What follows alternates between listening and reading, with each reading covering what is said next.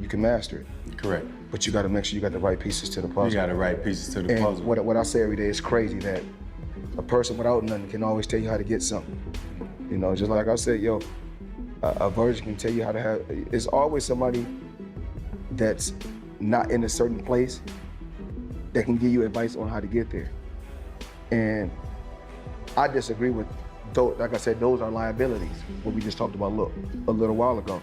A guy, it's like somebody telling Alex how to hit a baseball, but they never played baseball or been on a baseball field.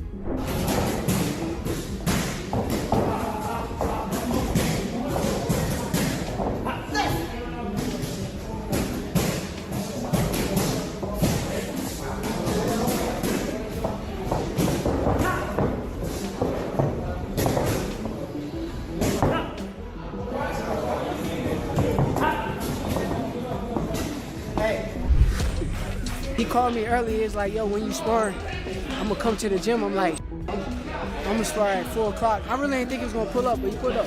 It means everything, his advice and listening to him in the ring. He calling out little shit. I'm trying to make sure I do what he says, so a hell of a blessing to have Bud, Floyd, all these guys backing me, and I appreciate them. I'm just trying to keep pushing and keep getting better and better. Floyd Mayweather has revealed surprising behind-the-scenes details about Shakur Stevenson's sparring sessions with top-ranked stablemate Teofimo Lopez, reigniting debate among boxing fans. A jab, but don't even stand right. Don't know nothing about boxing. So that's even like the commentators that watch our sports tell you how to tackle, how to catch footballs, and if you correct them and tell them, you know what, you don't know what you're talking about, they get upset, and that's when you hear so many. You hear so many bad stories because people always want you to tell them what they want to hear. They don't want the truth. And why? Insiders report that Mayweather visited Stevenson's camp, sharing expertise that refined the younger boxer's punching technique, precision, and timing ahead of the Lopez bout. Throw the punches, your stance must be right as far as your pivot. Start off with your pivot, get on your pivot, and it's light. The jab goes like this. This is exactly how the jab goes. Jab. This is called a 1-2. Boom, boom. You bring the hook with it. You can go to the body. Jab. Just double jab. Triple jab. Short hook. Wide hook. Short hook. Wide hook. You go to the body. Slide over here. Slide over here. You drop on the shots like this. You go here. Here. Here, back with the jab, Stevenson has declared sparring days his favorite part of training. His camp also prioritizes footwork drills, defensive reactions, and distance control, often spending rounds honing timing over chasing knockouts. I didn't think an extra hour or anything was gonna make a difference because of the fact that I've been doing it all week. The 6 in the morning, the day before, I've been going super hard for the weight. I'm a real fighter at the end of the day, so I wasn't trying to make a stand for a fighter. I was just... He got picked on the world team. Every 2.5 years, he's gained weight. He moved up in weight. So, like, the weight gain and him growing now is part of his natural growth process been going on. And so, I think he's more adjusted and he feels much more comfortable. For Stevenson, training is about eliminating chaos from the fight and forcing every opponent to operate entirely on his terms.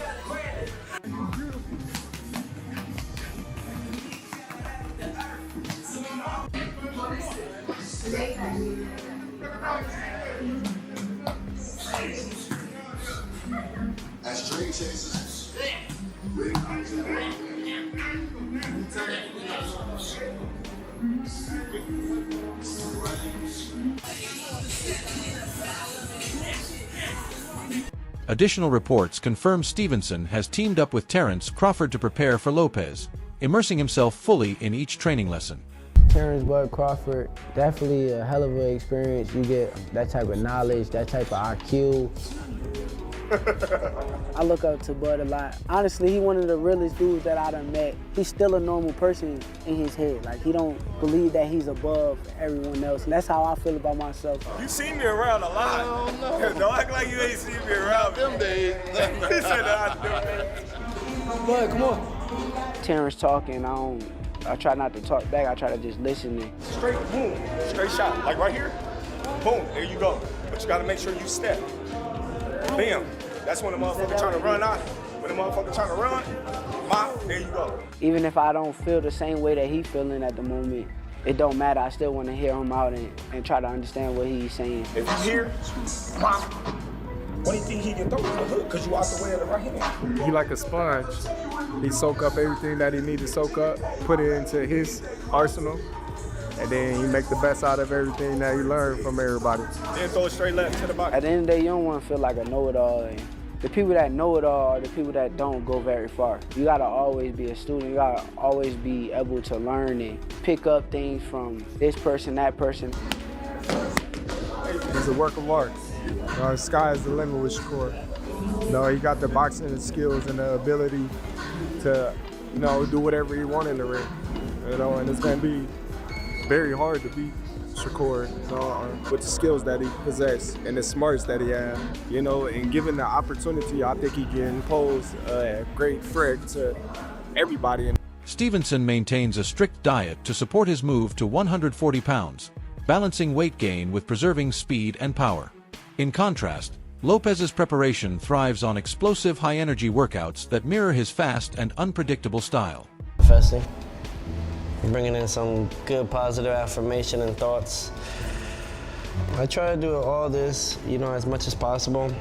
I think it's also good for us, not just as fighters, but as human beings. It's good for us, It kind of let us be aware, of the actual things you could write down and actually create and manifest. I wrote down I was gonna be a world champion one day. Boom, did it. I wrote that I was gonna be one of the best fighters to live up this time, and boom, we're doing it. What's it like hanging with this guy? He seems pretty awesome. It's incredible, man. He's definitely a special human being, in everything he does, in the boxing gym. He's a people's champion, He's constantly giving back to others. You see the human side of him, Lopez is approaching this fight with renewed confidence, viewing it as a defining career moment. He feels mentally sharp, physically powerful, and fully aligned with his preparation, embracing the spotlight rather than being weighed down by expectations. So then again, it's like I could always succeed to another level with it, and exceed to it. So it's really just trying to just keep it going, keep moving forward throughout the whole time and throughout the whole process, and mainly just have fun with it. You gotta have fun with what you do. I love this. I haven't stopped doing what I've done because of the fact that I enjoy what I do. This has been 20 years in the making, 20 years in this, and I have so much to do and so much to prove within myself. So mentally, I'm prepared. Physically, I'm more than ready, and emotionally, I'm on fire, I'm on fire with it, because all I ever did was try to be great, and it's no longer trying, I am. I am great, and it's all about just continuing and holding that. So it's all about just staying humble throughout the process, keeping myself level-headed, and really just enjoying each day that we get because... Under Freddie Roach's watchful eye, Lopez's training has gained a new strategic dimension. The focus is on high-intensity rounds that replicate fight pressure, blending power punches with swift combinations and footwork while emphasizing timing, defense.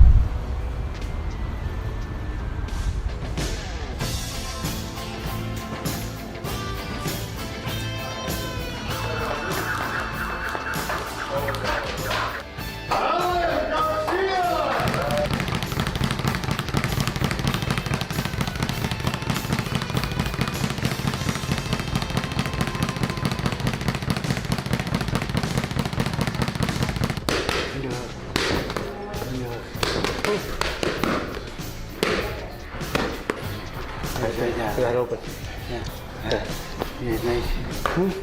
Yeah, it's nerves in the end. The tempo does. They have a little higher. Do it. Do it right hand. That's it. Right hand. Quick. Quick. 1, 2. 1, 2, hook. Lopez has stated he isn't coming just to compete.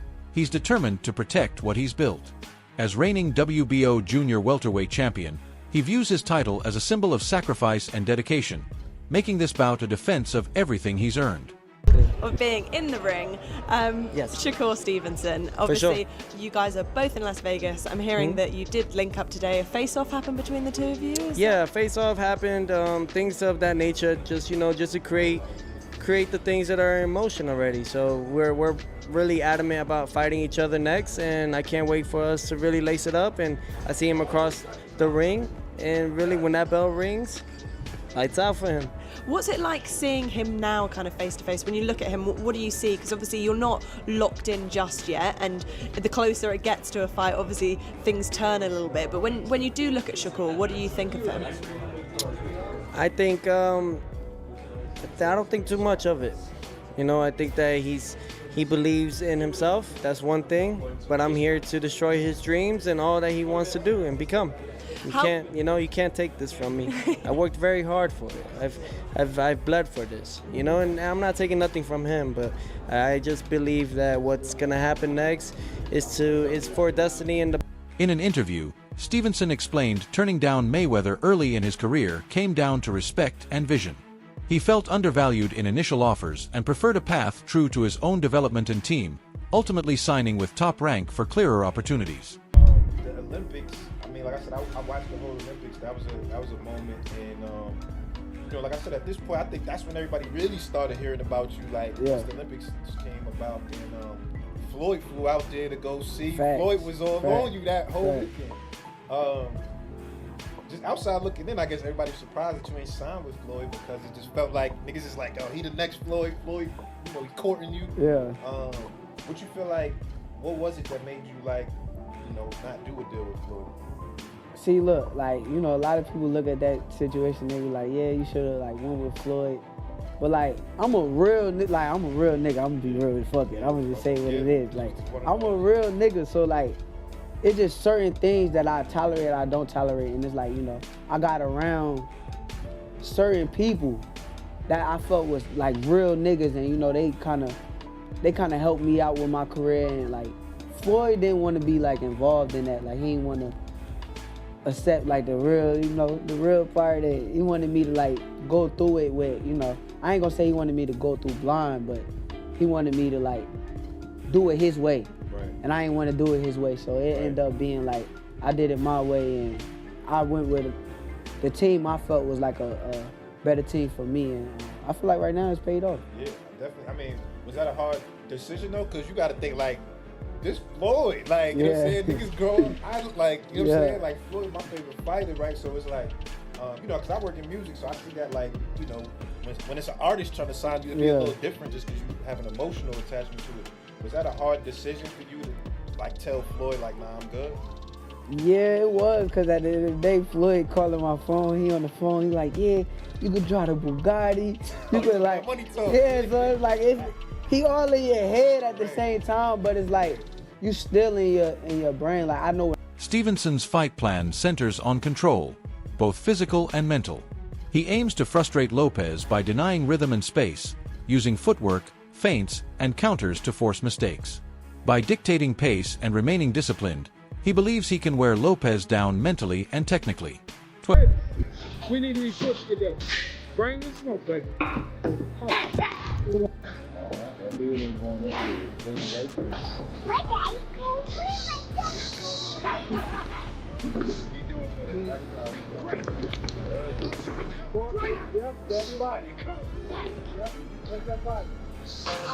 And I think this is the year where I'm gonna make them hate me even more. We gonna lose. We can't lose. Because all we do is win.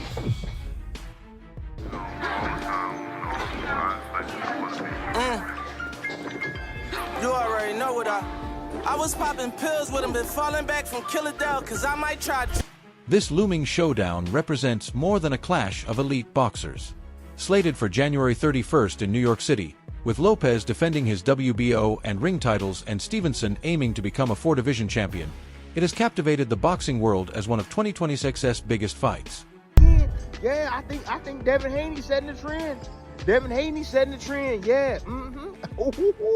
Yep, he's setting the trend. Now all these young guys starting to test themselves against each other now. That's what we want to see. That's what we want to see. We want to see who the best is, yo. And then the winner of this fight right here needs to fight Devin Haney. Why not? Why not? Keep it going. Keep it going. But anyways, look, this is a message, man. Anybody that's gonna be working that hard, y'all better make sure y'all do y'all damn homework. I'm talking about any commentators, any host, anybody. Do your damn homework, man, for real. You know what I'm saying? Because it's not gonna be one of them fights where it's gonna be rock'em sock'em, both guys hitting each other and stuff like that. No, it's gonna be small, little nuancey type of things that if you don't know what you watching, you can't tell us what the hell is going on. All the fans at home gonna be like, what's going on?